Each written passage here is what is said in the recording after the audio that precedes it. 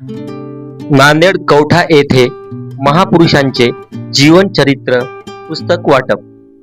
कवठा येथे लोकशाही साहित्य सम्राट डॉक्टर अण्णाभाऊ साठे यांच्या 57व्या स्मृती दिनानिमित्त महापुरुषांचे जीवन चरित्र पुस्तक वाटप करण्यात आले। या कार्यक्रमामध्ये महापुरुषांच्या प्रतिमेस पुष्पहार घालून अभिवादन करण्यात आले व उपस्थित मान्यवरांच्या हस्ते मुलांना वही पेनचे वाटपही करण्यात आले। अभिवादन करण्यासाठी लहान मुले, महिला व पुरुष मोठ्या संख्येने उपस्थित होते। साहित्यरत्न डॉक्टर कॉम्रेड अण्णाभाऊ साठे यांच्या स्मृतिदिनाच्या निमित्तानं या भागातील सामाजिक कार्यकर्ते, बहुजन संघर्ष सेनेचे कार्याध्यक्ष नितीन देडे असतील, किरण धोंगडे असेल, वाघमारे असतील, या सर्व मुलांनी एक म्हणजे निश्चय केला होता की अण्णाभाऊ साठेंना स्मृतिदिनाच्या निमित्तानं अभिवादन करायचंच आहे।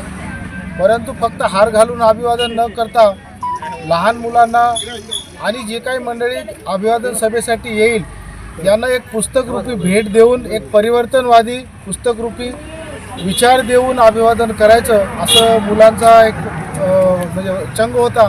आणि त्याचाच एक भाग म्हणून आज हा कार्यक्रम या ठिकाणी ज्येष्ठ नेते HP कांबळे सर, आनंदराव गुंगले यांच्या सर्वांच्या उपस्थितीमध्ये या ठिकाणी झाला। सर्वांना मानाचा जय लवजी, जय भीम, जय शिवराय। हा जे आपल्याला जे आपण अभिवादन करतो, जे लोकशाही साहित्यरत्न अण्णाभाऊ साठे त्यांच्या स्मृतिदिनानिमित्त आपण अन्नदान वाटप न करता त्यांना पुस्तकरूपी भेट असं जय देऊन आपण त्यांना शुभेच्छा देण्यात होत्या।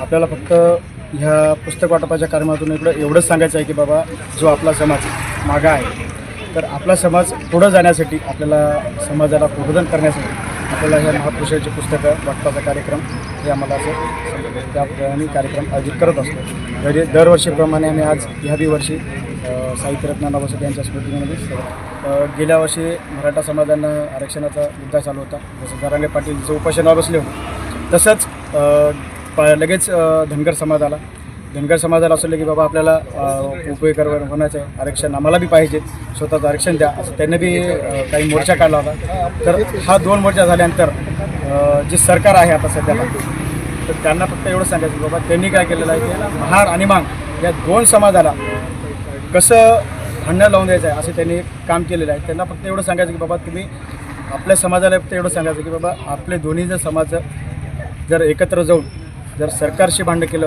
तर हे योग्य राहील। माझं नाव जळपासून कांबळे, नवयुग भीमजयंती मंडळ तर्फे आयोजित कार्यक्रमामध्ये आम्ही संयुक्त विद्यमानाने अण्णाभाऊ साठे जयंती मंडळ व नवयुग भीमजयंती मंडळ यांच्या संयुक्त विद्यमानाने आजचा अभिवादन सभेचा कार्यक्रम आयोजित केला होता।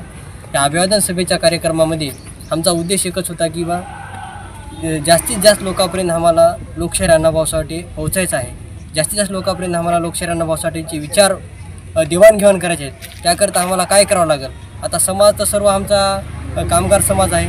आज कोणी राहिलं घरी, कोणी नाही राहिलं, कोणी काही कामानिमित्त बाहेर गेलं, तर त्याकरता आम्ही घरोघरी हा पुस्तक वाटपाचा कार्यक्रम करून अण्णाभाऊ साठेचे विचार, डॉक्टर बाबासाहेब आंबेडकरांचे विचार आम्ही जनतेपर्यंत पोहोचण्याचा आजच्या दिवशी प्रयत्न केला आहे। स्मृती दिनानिमित्त आम्ही त्यांना अशा प्रकारे अभिवादन करून समाजासाठी एक असं सांगितलेलं आहे की बा, यांचे विचार जोपर्यंत आपल्या घरोघरी पोहोचणार नाही तोपर्यंत समाजाची प्रगती कुठल्याही प्रकारे होणार नाही, असा आमचा या कार्यक्रमाचा उद्देश होता।